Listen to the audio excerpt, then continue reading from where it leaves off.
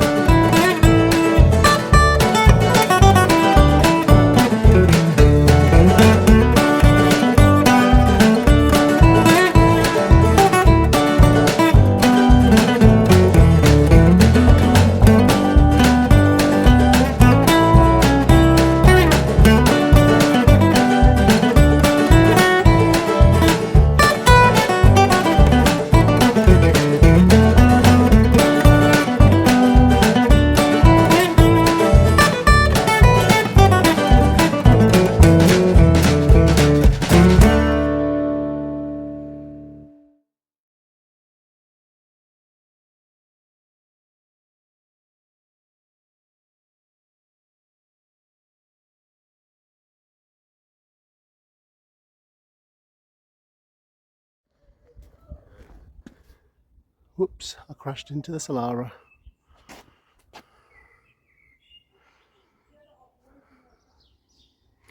Right, so it's now the next day. It's just before 10 o'clock Saturday. It's going to be incredibly hot today, so I'm probably going to die. Just getting the car in place. Going to start off by just removing as much as possible. Get all the wiring out of the way, get all the pipes out of the way from the top. Get everything clear from the top, and then jack the car up, get underneath, get the subframe off, because it's easier just to pull the subframe off and then drop the engine out, I've found anyway. I've got my homemade engine support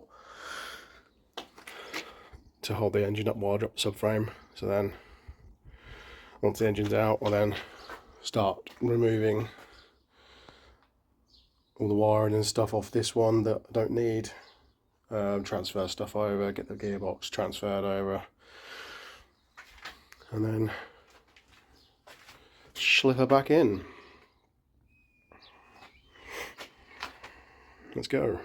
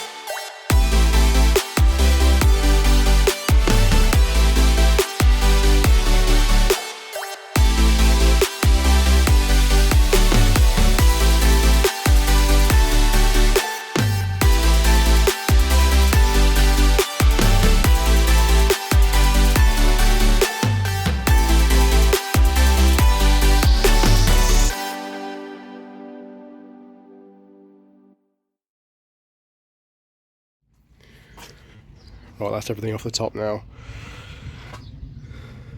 Everything's disconnected. All I've got to do now is unbolt the aircon pump once the subframe's off, it's easier to get to with the subframe off. So yeah, get the car jacked right up now, start pulling the subframe off. Right, we got it up nice and high now.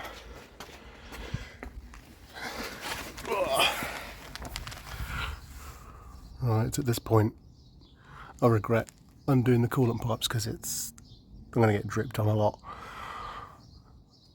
I'm just going to wipe all this down, try and reduce the risk of that. It's not too hard to get the subframe off. You've got about 5 nuts and bolts to hold the rack on. You undo those.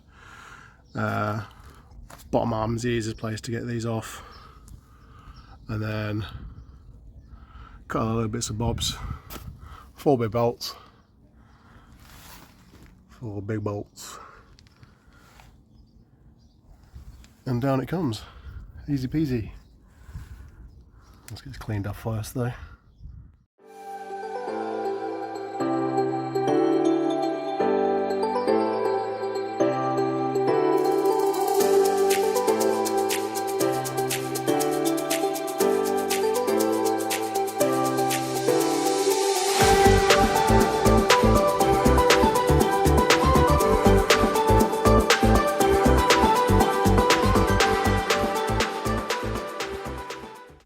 Right, before I get too far taking the subframe off, I need to get the engine support on.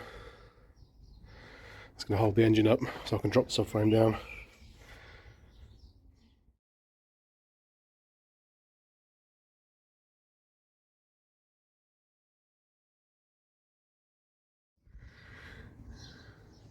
There we go, all on. Picks up in the correct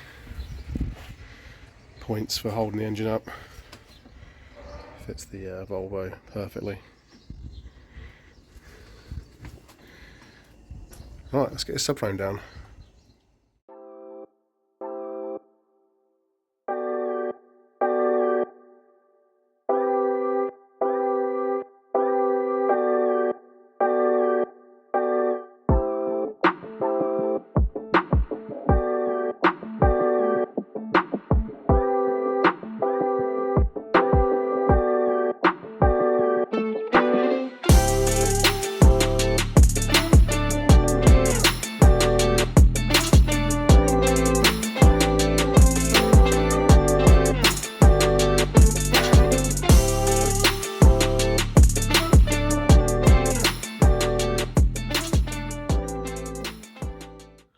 Right, that's that big lump out of the way.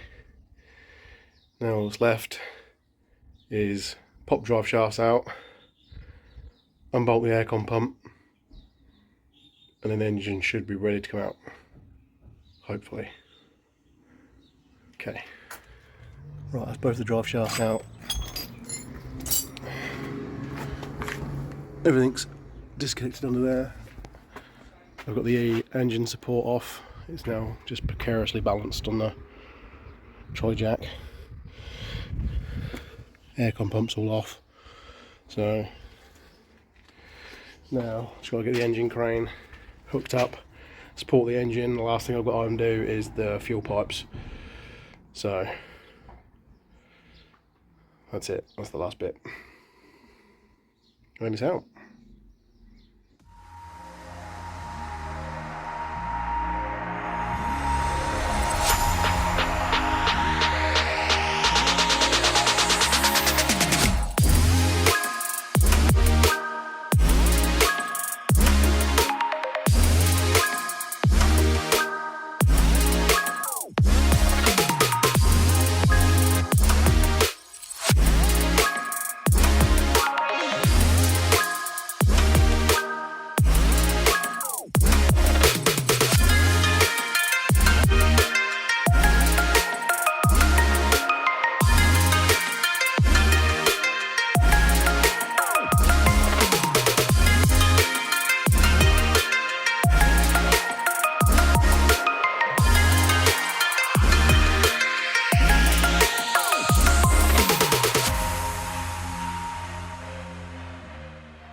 Right, there we go.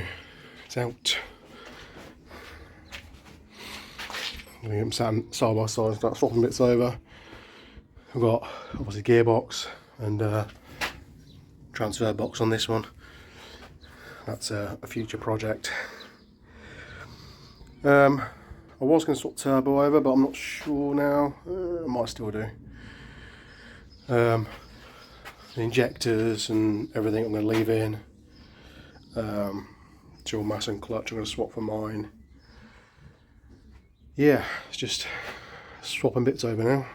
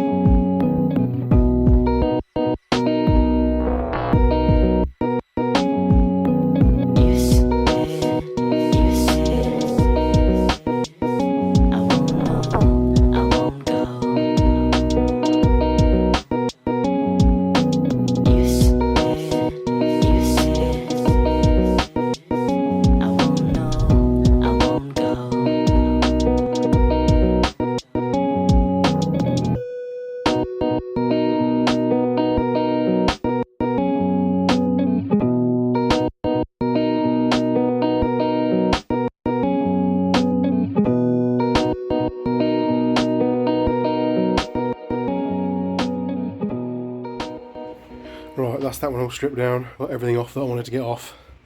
Pulled the cam belt off because I know the cam belt on that one's good. Thinking about taking the water pump off, but it feels okay, so I think I'm going to leave it in there. Pulled the turbo off, just because, again, I know mine's good, and mine's had a EGR delete. Big pile of bits. The dual mass sounded absolutely terrible, so that's off. Bit of a fail with the crank seal. It's obviously been pissing out, but not really much I can do about that at the minute. So yeah, pull the bits off the other one now and get everything swapped over. Right, that's both engines stripped now.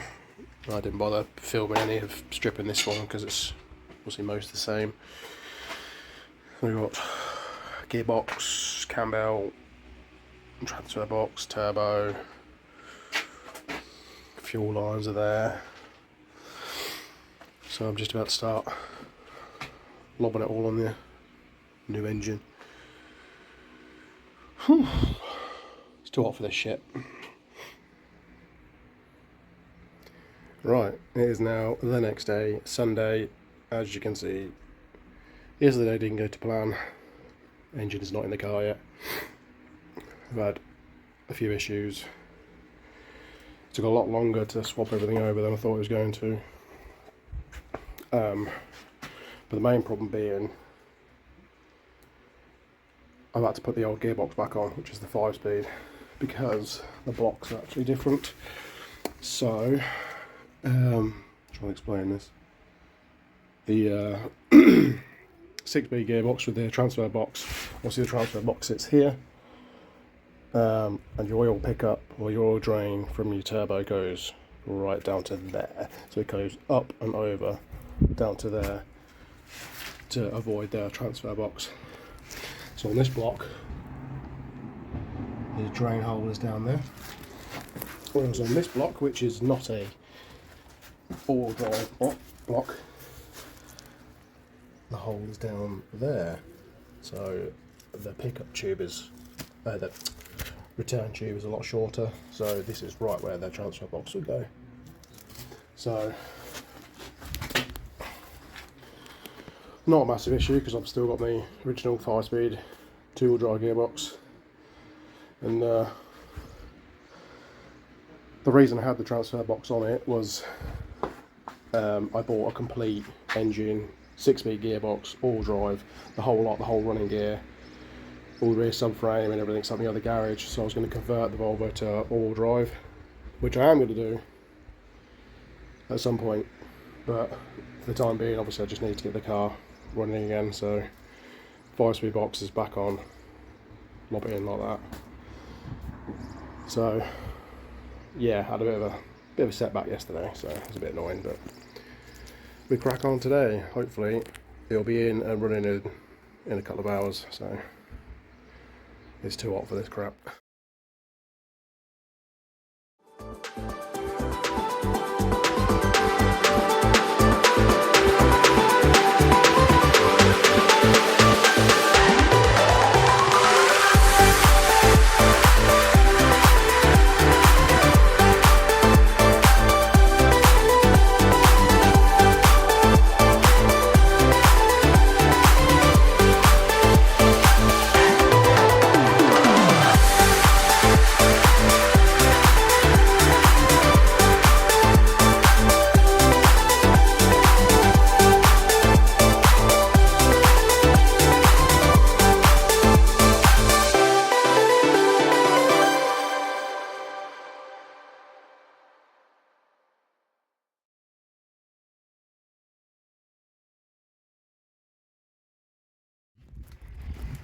Right, there we go. It's in position.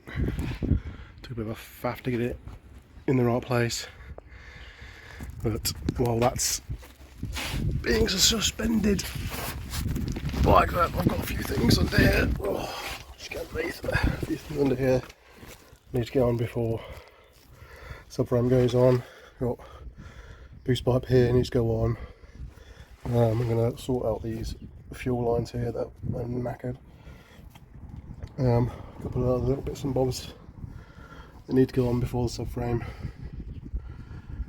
So we'll get those sorted and then subframe up. And then put it all back together. Oh yeah, gearbox bolt needs to get back in. Alright, let's crack on.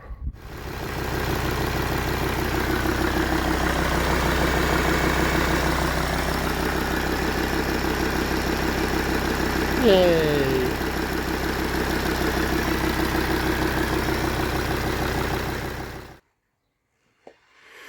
Right, we've jumped forward a little bit.